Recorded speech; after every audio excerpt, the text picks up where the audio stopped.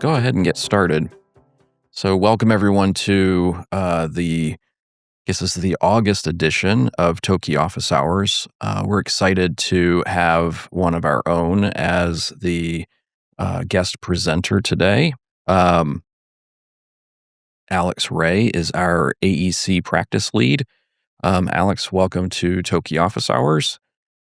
He's going to be presenting on brand truth and differentiation, which I think is a pretty interesting topic, but I'm going to let him talk about it, so I won't steal his thunder. For all of you who are watching, Zoom has some tabs at the top. You can click the meeting tab, and you'll actually be able to see Alex as he presents along with the presentation. So if you want to do that, I'm going to go ahead and switch it over to Alex and his presentation and let him take it away. Sounds good. Thank you, Jerry. Good to be here with all of you today. I'm glad you could take some time for us to have a great discussion. As the strategy director and AEC practice lead here at Toki, differentiation is something that I live day in and day out.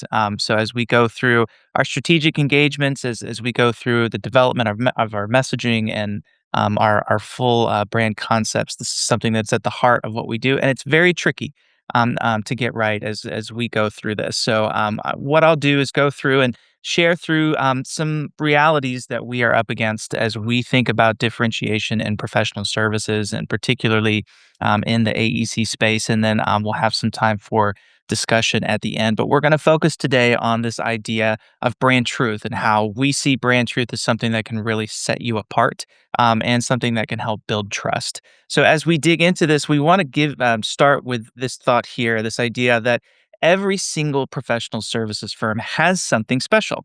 But it's not what they think, and it's often not part of the story that we're sharing. And this is something that we're up against all the time. We know that every single firm has something very unique that has led to the firm's arrival, its success, the relationships that they build with client. But we find that that's not something that is at the top of the story that they're sharing.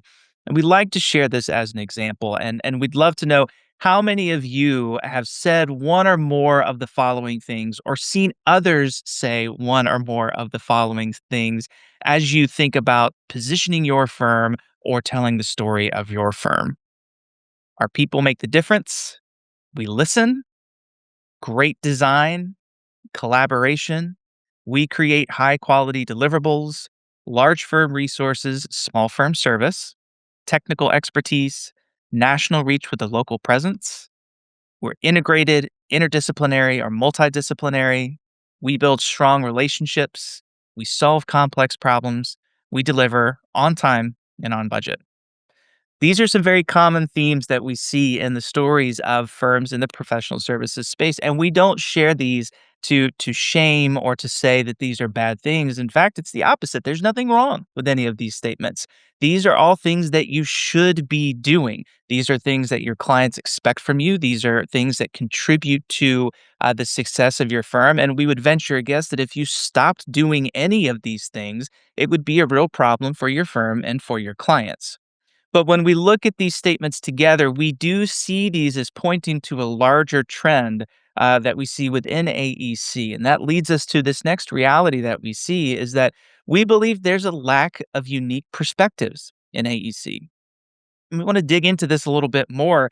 Um, there's a lack of perspectives when we think of the visual side of things. We know that architecture, engineering, and construction firms love their red boxes. And so, visually, when we think about just these logos here from very large firms in the space, we see a sea of red boxes. And this is that top line lack of unique perspectives that we tend to see. But that's not where it stops. We like to call this here our wall of collaboration. And we're not going to read all of these to you, but it's a really great example of 15 different ways that 15 different firms are leaning deeply into this idea of collaboration. And so when you see these are some of the more prominent firms in the space that are leaning hard into this. And I'll go back to what I mentioned before. Collaboration is not a bad thing at all. It's necessary to this work. But you start to see a trend of this being a perspective that is shared and elevated by all of these firms. And it becomes difficult to figure out what makes the way that Perkins and Will collaborates different from the way that HOK collaborates. And if I'm a prospective client and I'm trying to understand what it's like to build a relationship with one of these firms and what it would be like to work together, all of these stories start to sound the same. So we see this in our work. We hear it anecdotally, but we also have some hard data to back that up as well.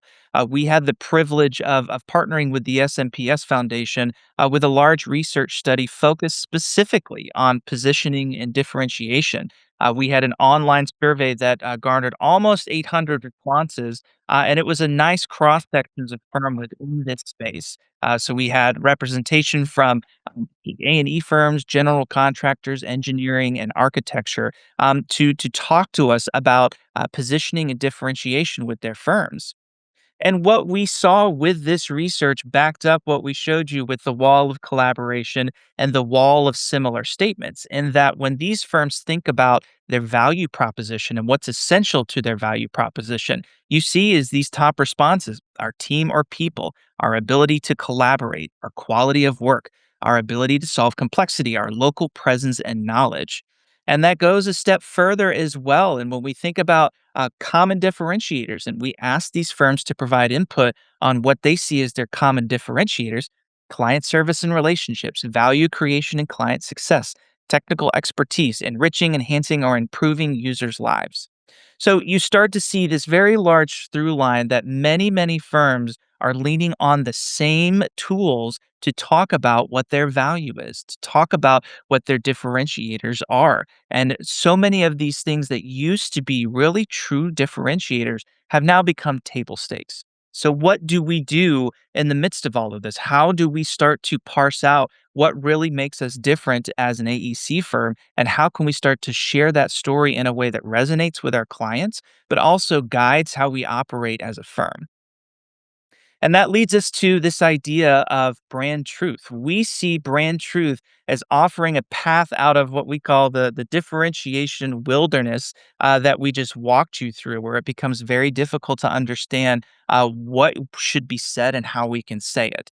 But we want to take a little bit of time to unpack this idea of brand truth. We know that there are plenty of terms, there's a lot of nomenclature around building these ideas around your brand, especially messaging. And so let's unpack this just a little bit more when we talk about brand truth. So what is it?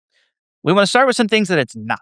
So a brand truth is not a mission, it's not a vision, it's not values or a purpose statement, it's not a tagline. And these are some of those really common messaging terms that can really start to overlap, and brand truth sets aside from all of that. We expand it bigger as well. It's not your reputation. It's not a brand image, logo, or visuals. It's not generic. And it's not what other firms say. So, if these are all the things that it's not, what actually is a brand truth? And we define brand truth as something that represents your unique point of view, that shapes your firm's identity, and allows you to offer something unique in the marketplace. And it really comes back to this idea of unique point of view. Your unique point of view as a firm is authentic to who you are. And it may be rooted in the very origin of you as a firm. And so we really want to lean into this idea of it being a unique point of view.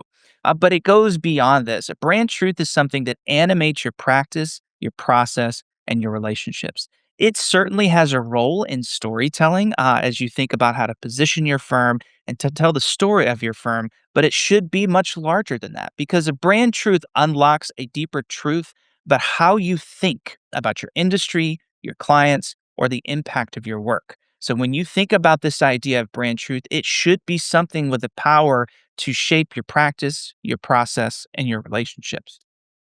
It should be relevant and compelling to your potential clients. It's not just presenting facts, it's an interpretation of these facts. And it's something that offers a valuable new perspective that should be relevant and compelling to your potential clients. And we like to land on this idea here and just stop for a moment because ultimately it is the unique combination of perspective and expertise that only you have. When we think about what we walked you through earlier and all of these very similar story points that so many firms are leaning into, that falls on the expertise side of things. It's important. You should be experts. But what's missing is that perspective. And when you are able to grab your unique perspective of a firm and pair it with the expertise that you have, suddenly you have a combination that other firms can't touch. And that's why this perspective is really important to dig into and why we think that brand truth is so powerful. We see brand truth as a different kind of differentiator, and that really relies on this idea that brand truth is based in your unique perspective. When you think about the other differentiators that you have as a firm, many of these are about what you do, how you do it, who you do it for. And these things are important. They make up the basis of how you position yourself in the market. But the challenge that we see, and we imagine it's a challenge that you feel day in and day out, is that while these things are very important, they're also the things that many of your key competitors are focusing on. And so we need to be mindful that as we think about what your brand truth is, it's something that goes beyond just the facts of what you do as a firm. When we think about who needs a brand truth, we would say that every single professional services firm that wants a chance at differentiation needs to know and use their brand truth. As you see that the relationships that you build with your clients are certainly important, but you need to have this chance of differentiation in a professional services environment because ultimately you're selling that relationship, you're selling your expertise and your skill, and so this is a great way for you to get into a space where you can carve out a niche that is completely yours.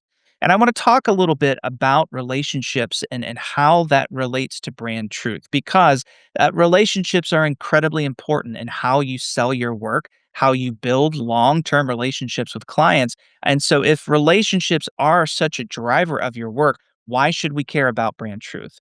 And for that, we like to turn to a story about taxes. So imagine yourself that you are thinking about hiring a tax accountant. It's tax season, a joyful time for everyone, but you don't have a tax accountant and you need one for this current tax year. How would you go about finding one? Well, in the ideal scenario, you start with someone that you know or have some sort of experience with. And that's this degree relationship, it's this personal experience. But what if you don't have a direct relationship with a tax accountant? What would you do? Well, you move to a second degree relationship, a personal referral. You would ask your friends, family, and colleagues for a referral, and this is one step removed from personal experience. It's the secondhand experience of people that you trust.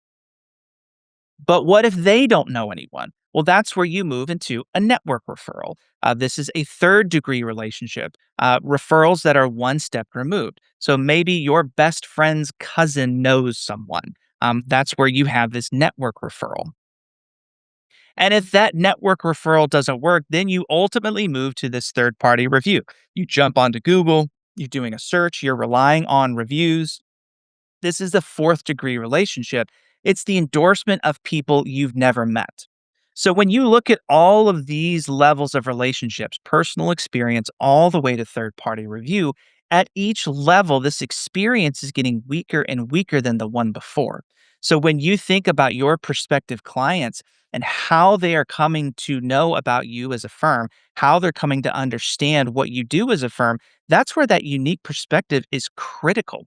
Your prospective clients need the ability to have a handle on who you are, what you do, and what you think in order to separate you from all of the other firms that they are thinking about and that they are reviewing. And so, this brand truth gives you that power to stand up against this sort of fourth degree relationship and some of these weaker relationships as prospective clients are finding their way to you.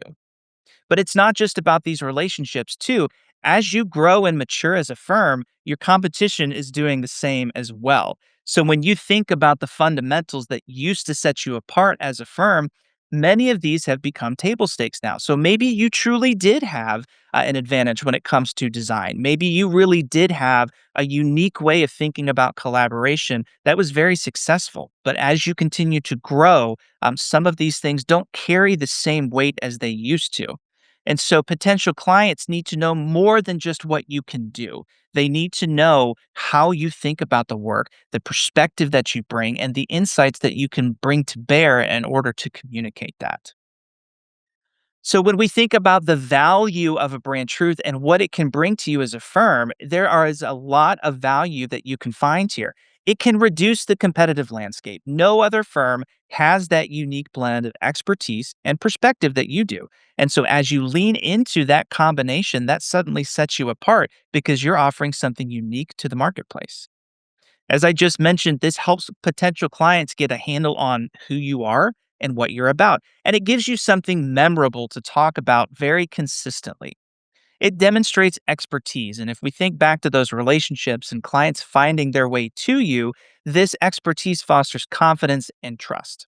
And certainly, it can serve as a North Star for storytelling and for thought leadership, and how you think about all of these bleed into the different areas of your firm. So, we spend a lot of time talking about brand truth, what it is, what it isn't, and why it's important and the value. Let's talk some examples so you can see how we think about this and how it comes to life. And we want to start by turning the lens inward. We want to talk about our brand truth. So, our brand truth is branding from within. And so, I want to walk you through a few pieces of this. We believe that your values drive your behaviors, which shape your brand experience. We believe that what you believe and how you think does more to set you apart than anything else.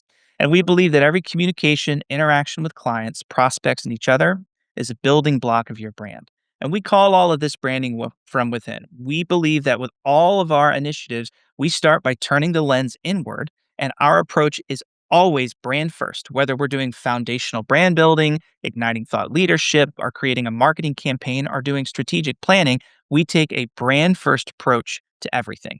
So this is our brand truth. How do we apply it? I think that's another key question is okay, we land on a brand truth. How do we use it? Where does it go?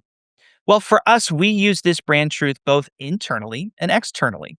Because our brand truth is branding from within, we use this idea to structure and evaluate our teams, pursue and execute our work. It guides our client relationship, it fuels our thought leadership, and it ultimately underpins our organizational planning. Everything we do is brand first, from the way that we structure our teams to the way that we deliver our work, and everything we do starts from within an organization. So we use it externally in thought leadership and in the way that we talk about our proposals, but we also use it internally to impact the structure of the work. Because remember, a brand truth is something that truly should animate the way that you think about your process, your relationships, and your clients. So we have a balance here of an internal and an external application of brand truth. But there's different ways of applying that brand truth, and we wanted to share some of that with you. So we want to highlight another brand truth example with a firm named AKRF, an engineering firm in New York. And the work that we did with this team, we landed on this brand truth of original perspective breaks through. And so this is their brand truth, and it's something that they lean on very heavily. You can see this here on their website, and as they start to talk more about their story. What was interesting about this brand truth is that AKRF uses this brand truth internally and externally, but they lean more towards on the external side. This brand truth started as the foundation for their messaging as they looked to create a consistent story across their firm. And this was an idea that really took root and really started to guide not just their messaging, but the way that they built out their entire brand. So once they finalized their brand story, they then transitioned to using this brand truth to guide internal initiatives like strategic planning, culture, the way they review and evaluate their employees. There's a lot of application across the organization. But AKRF is very proud of this brand truth, and it's something that really resonates with everyone across the firm. And so they use this more on the external side. Another example is Ratio, an architecture firm that's based in Indianapolis. Their brand truth that we worked with them on is this idea of design in the open. You can see it here, just a little snippet on their website. What was interesting about their brand truth is they use it internally and externally as well, but they lean more towards the internal side of things.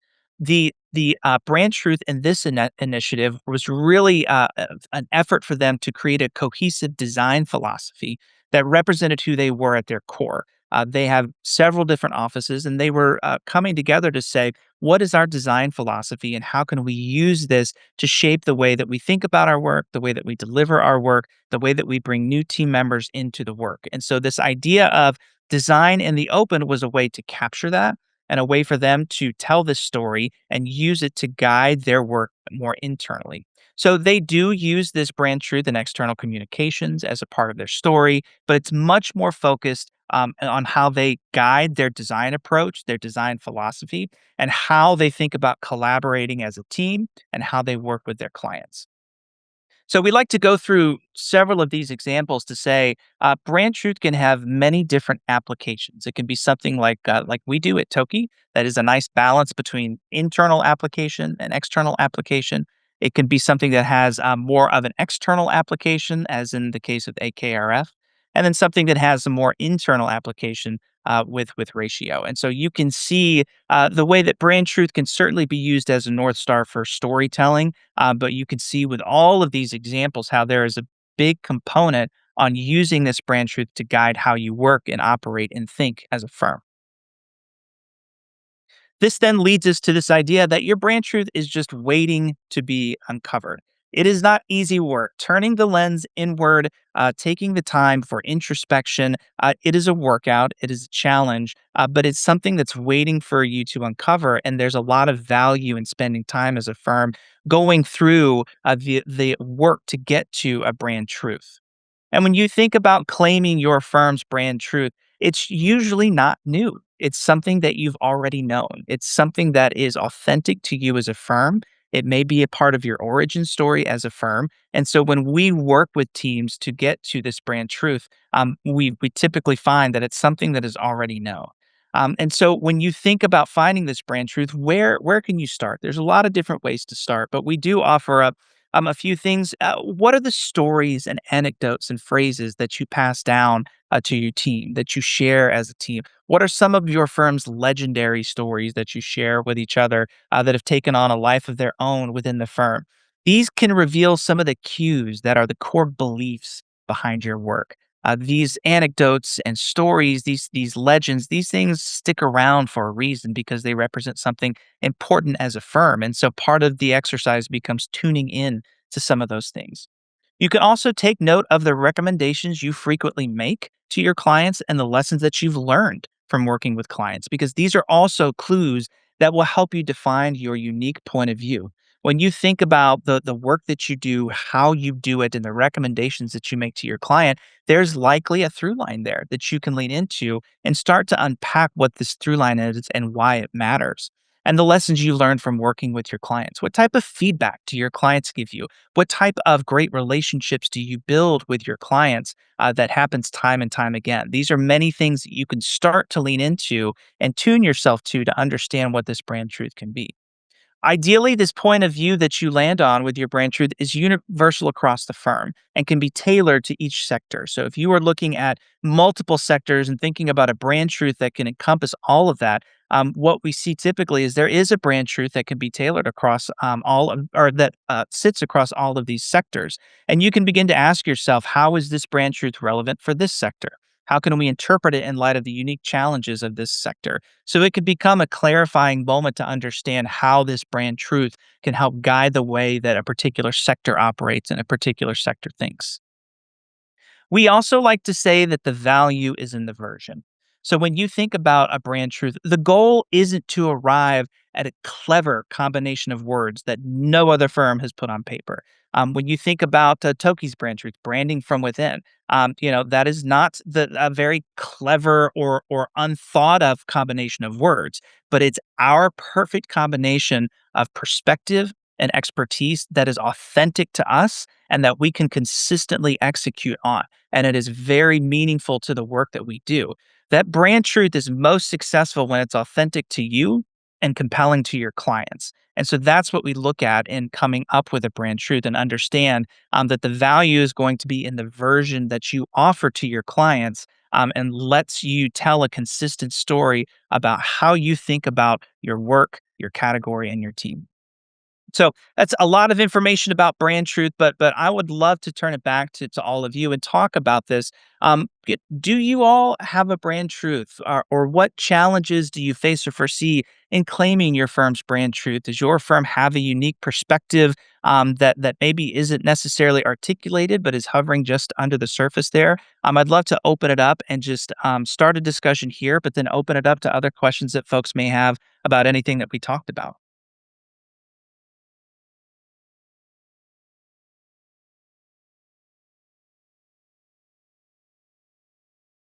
Thank you, Alex. Appreciate that. Thoughts, questions? Thanks, Alex. I got a question for you. Yeah. So, as firms grow and evolve and probably add more service lines and reach new markets, it can change. And I think you alluded to this. Maybe what got you here isn't going to get you there, type of thinking. But what do you think the lifespan is of a brand truth? Like, how frequently should a firm evaluate or reevaluate this?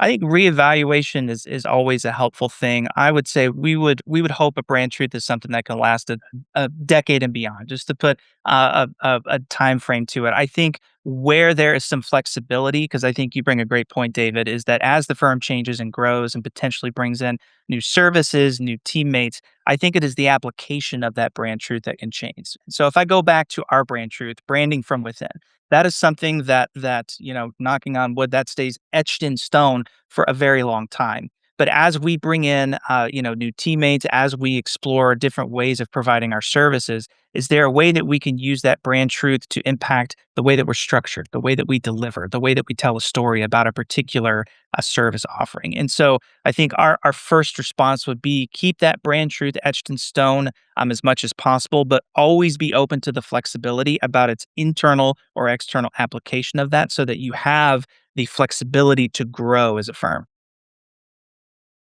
That's a great Yeah. question. Other What thoughts, else? questions? Doesn't have to be on this topic either. Mm-mm. This is your time.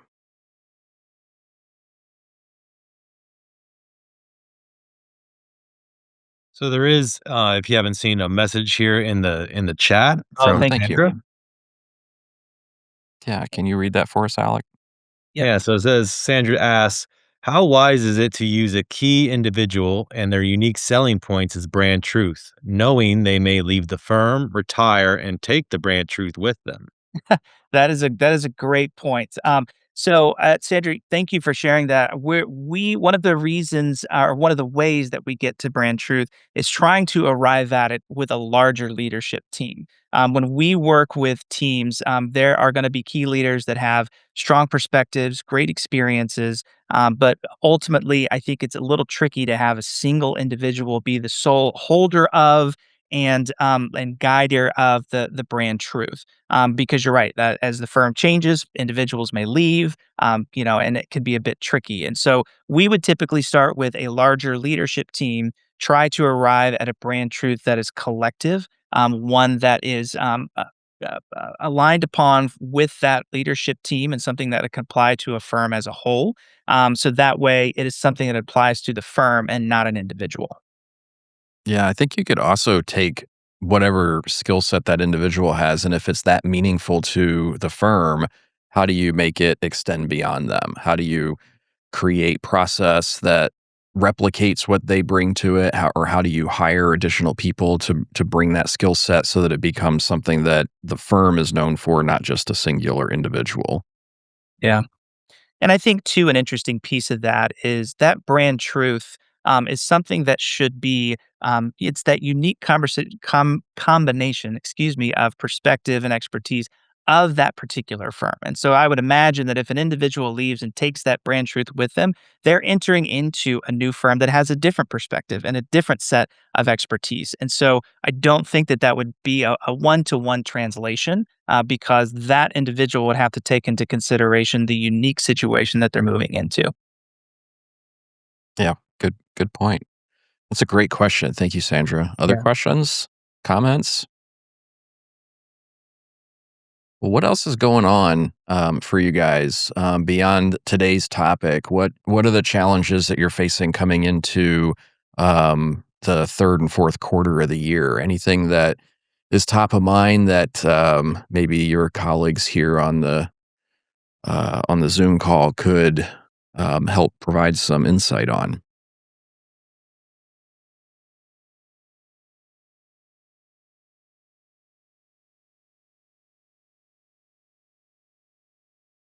All right.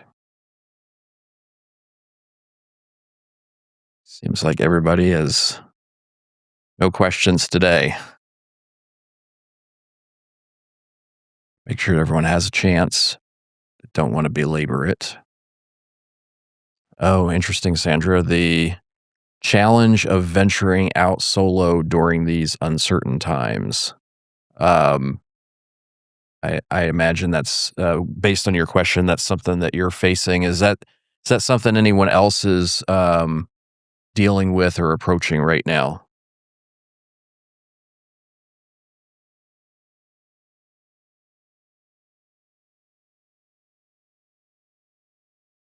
Sandra, is there a particular question that the group might be able to answer for you?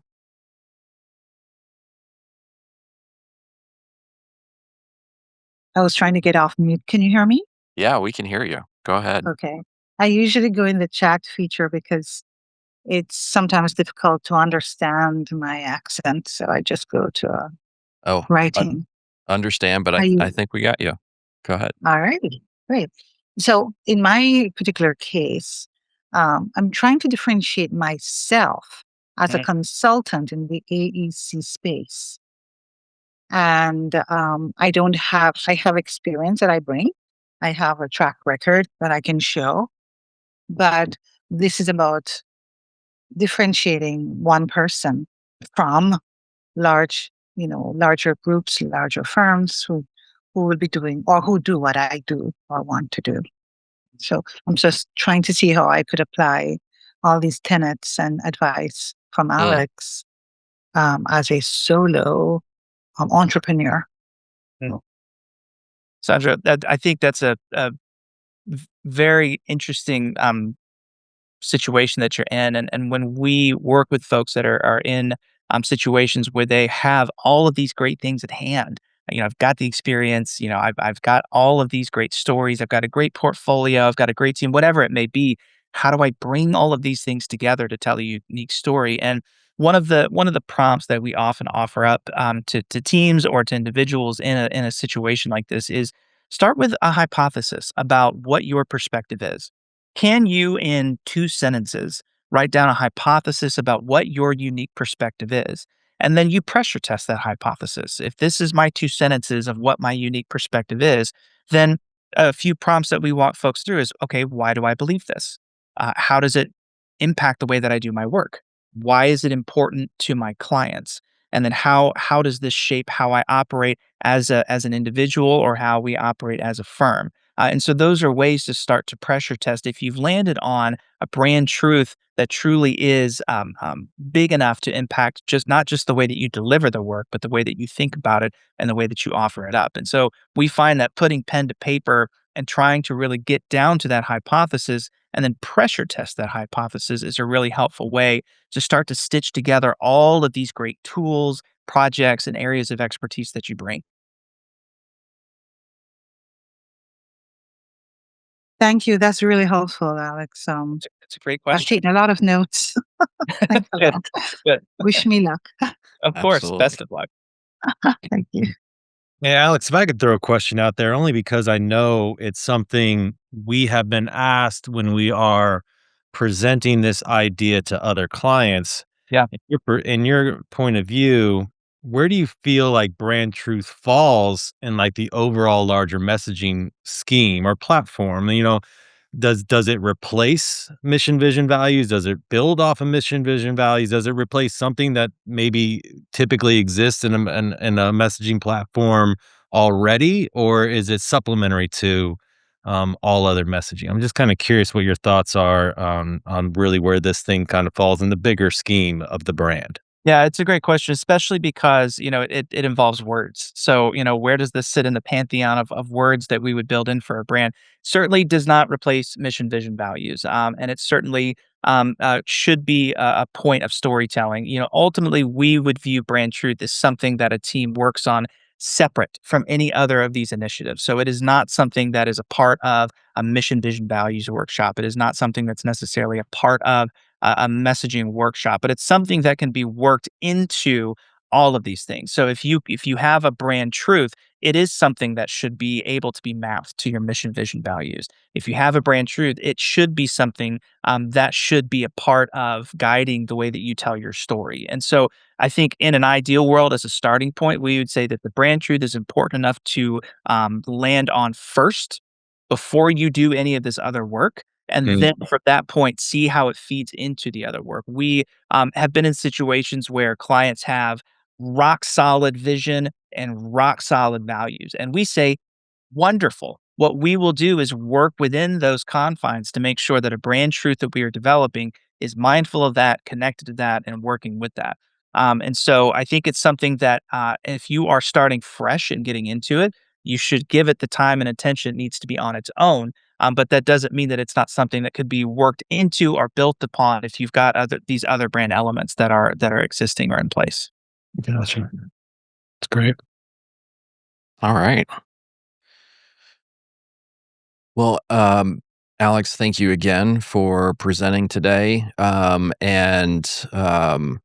We have contact information for Alex on the screen if you want to follow him on LinkedIn or connect with him by email. And we also have just launched our podcast, The Intangible Brand. So the link for that is on there. If you have not followed us yet, we would love for you to give it a listen. A lot of great content already in the first few episodes that have dropped. So, with that, unless there's any other questions, certainly don't want to cut anyone short, but unless there's any other questions, we'll go ahead and sign off. Thank you all. All right. Take care, everyone.